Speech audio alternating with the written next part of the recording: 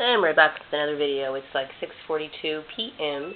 and I'm winding down for the night. And I am relaxing and decided to come back and make another video. I kind of wanted to touch on the subject of what happens after the mobbing. After I had left Murray's place, I had went to a few agencies, and I know this one particular agency. I guess they're located in the Oildale area. Oildale, Rosedale, somewhere between, I guess.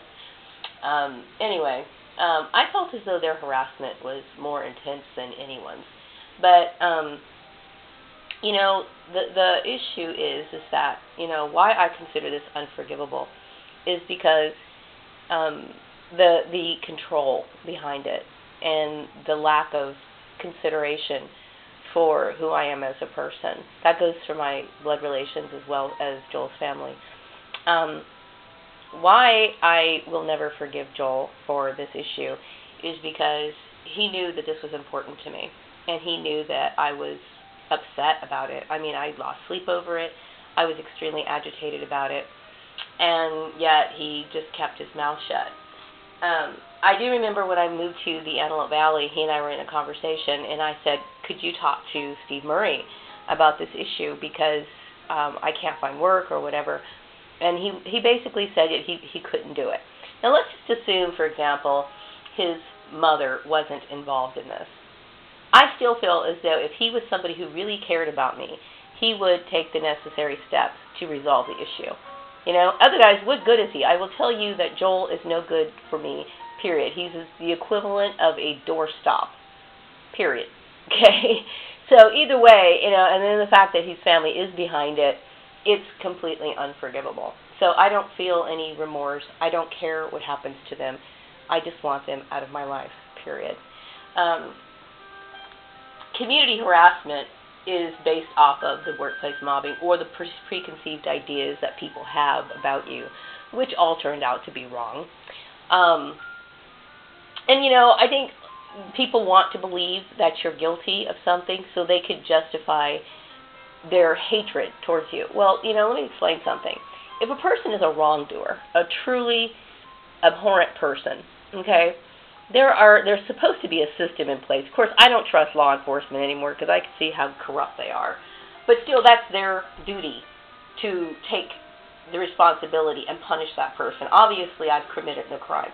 But my point is that this doesn't even concern them, So, they want to believe stuff so that they could feel like, hey, she's deserving of it. So they can, enact anger and rage. But the truth is that it was completely unjustified and unwarranted, and they were all wrong. And like I said, it's not for them to take that responsibility. I take out their aggression on another person under any circumstances. There are people in this town that I consider to be lower than the lowest life form.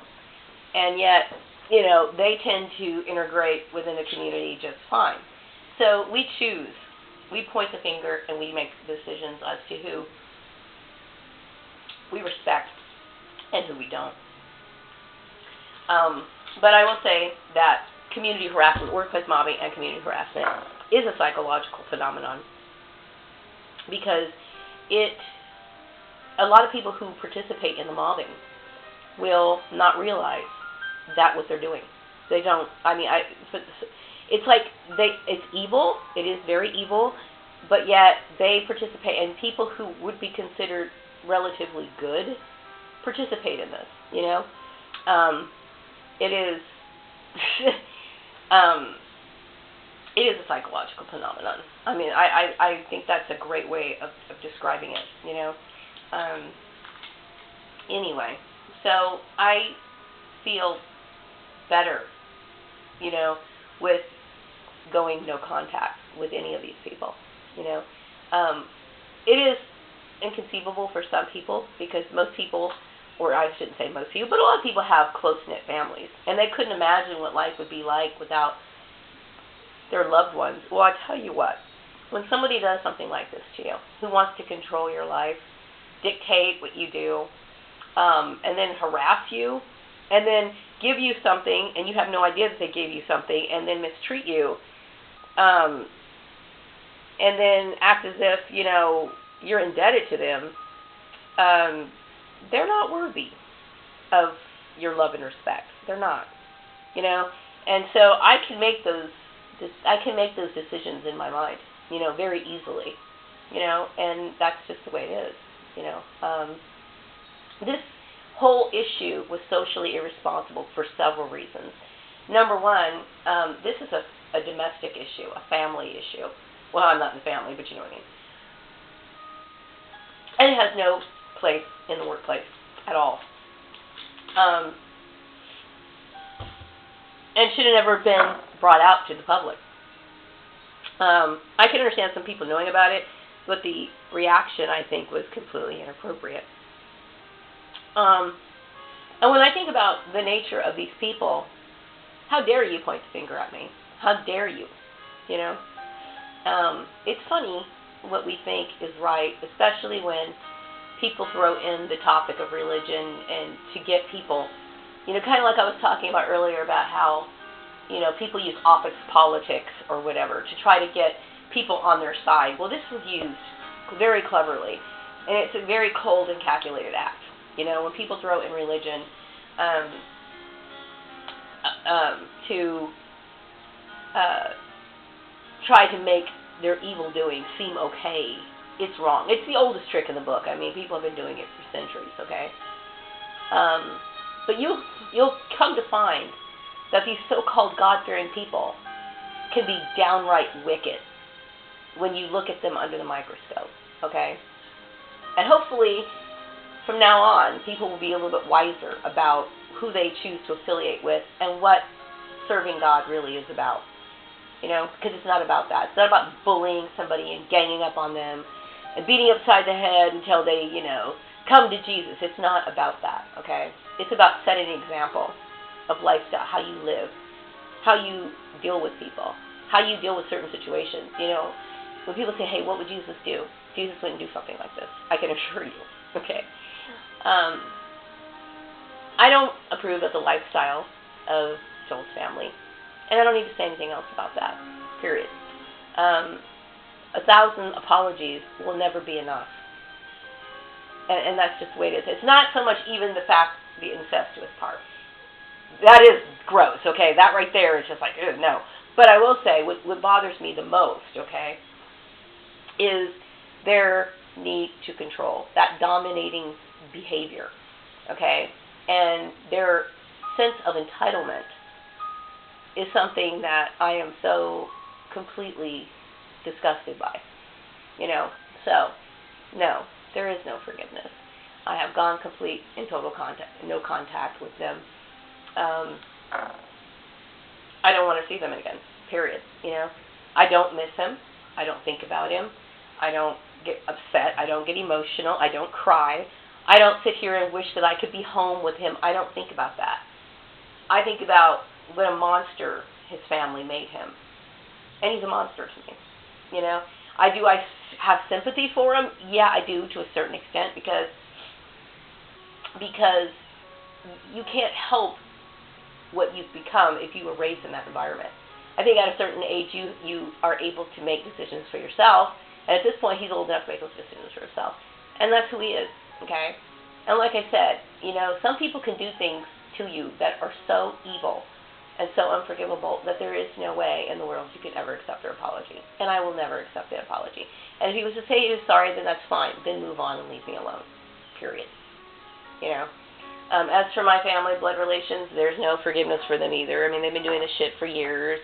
Intervening, sticking their nose in my business, making up shit, and thinking something is wrong with me when really there's something wrong with them. That's not to say that I'm not without flaws. I mean, obviously I have things about me that some people might not like, but it's nothing that sits there that interferes with the life of anyone else. I don't enforce or try to intrude on other people's lifestyle and their ways of living. I don't. I'm a very peaceful person. But I think there's a lot of insecurity in my old blood relation family to where they feel as though, if you do something completely different than them, they take it as a slap in the face, when it's not at all. It's really just you being who you are and having to make the necessary adjustments or adaptations in your life based on your experiences. That's the way it is, And being a scapegoated kid, I will tell you that you have a completely different way of living than like the golden child, okay? Because the golden child's close to the parent. The parent thinks everything the golden child does is great, you know what I mean? And you are programmed, predestined, to always have some sort of flaw in their eyes, So I'm not concerned about that, but I am very grateful that I came to this realization, because it took me a long time to realize, like I said, many people try to tell me over the years, hey, you're abused, I remember people trying to stand up for me and trying to tell me that I never realized it, never, like I said, I just thought, well, that's brothers and sisters, that's what they do, but when you really look at it, they're abusive, and so it is what it is, and so I walk away from it. There's no forgiveness, after a certain amount of time, which this has been going on for my entire life. How could saying I'm sorry possibly be enough? It can't be, and then you try to dictate my employment. Fuck off for all eternity. That's ridiculous, No, I don't want my family. I don't want them, I'm grateful for the people I do have in my life. I will tell you very few, but I'm grateful for my son, I'm grateful for my friend, my Canadian bestie that I talk to, and you have to choose people wisely in this world, because as you can see, especially like in a mobbing situation or a community harassment situation, people will turn on you in a second. You know what I mean? Just so they can feel like they're in the winning team. I will like to say, and I don't like to be in a competition, but in this situation, I'm going to say that team is -0. Because everything that they did shows that they were wrong. I'm not even keeping score, but I can tell you my score is far exceeds theirs, okay? By millions. So anyway, I hope you all have a wonderful evening. I will be back with another video tomorrow. I'm going to try to get some sleep tonight and get my mind off of stuff. I need to keep plugging away. I will say that I've been very exhausted in the last few days, and I want to pick my life back up. I want my life to go back to what it was. Not what it was, okay, because my life was not good there. But I want to pursue my goals. I want to live my life. None of this should have happened. I resent the fact that these employers got involved in my personal life and started basing my goals and ambitions based off of some sort of, conjugal situation. Okay, that's illegal. And I will tell you, I don't want anything to do with Polly Graham. Period. Her family, none of these people. As well, of course, as my family. I think these people are crazy. And that's all I'm going to say about it. Hopefully I don't have to sit here and think about them anymore. Why am I thinking about them? Oh, because I canceled my cell phone plan. That one particular line on my cell phone plan. Which I felt as though it was time, since I took my stuff out of the garage. It's time to move on. It's time for me to forget these people. Which I have forgotten them already. But still, I just want to make sure that people understand that there is no way that he will have any right to contact me anymore. I don't want to talk to him anymore. Period. I don't want to hear from him. Don't care what happens to him. His life is his life. My life is my life. That goes for his family and everyone else. Time to turn the page and move on.